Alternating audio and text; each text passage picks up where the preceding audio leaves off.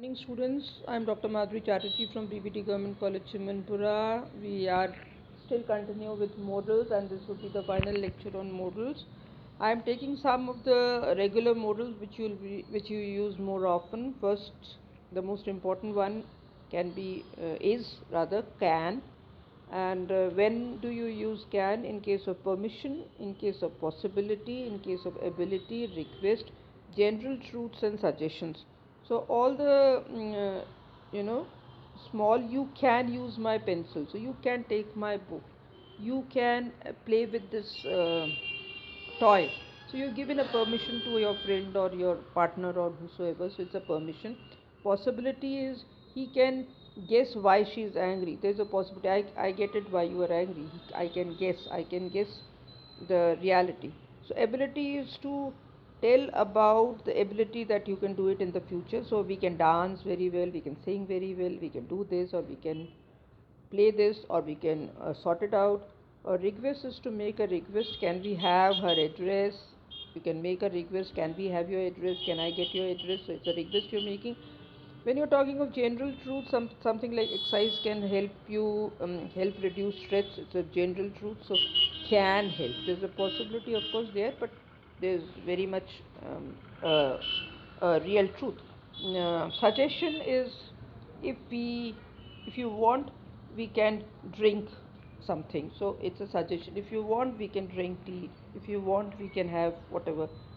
So this is a can. These are the various ways can is used. Another modal is should, which is also very often used and which you got to know. And there are some examples given. Should is used in both positive and negative sentences, as I had already told you. Now, if there is an action that is bad to do, the word should not is used, and when it's something you need to do, something good, then you can use should. So you should go to the hospital tomorrow and take a test. Her lessons are so bad, you should definitely do some more practice. You should do some more exercises. You can sweep the whole house. For you should study by taking notes. It becomes more memorable. You should watch the movie, and I told you in the morning. Should I open the special gifts? And I let him down as so bad. I shouldn't be doing it. I shouldn't have insulted him. I shouldn't have done this. I shouldn't have opened my mouth. So these are also negative ways of using should. Uh, Now let's come to when you add should and would and must and can with have.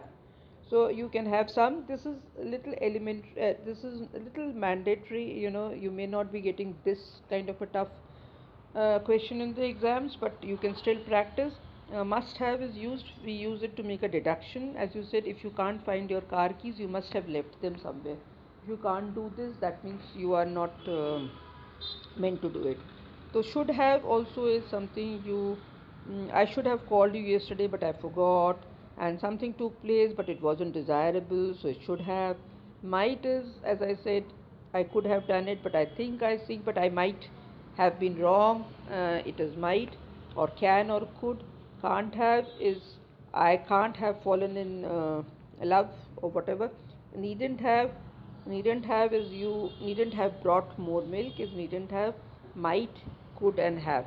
So you can also sometimes bring in the two auxiliaries together and make a different modal.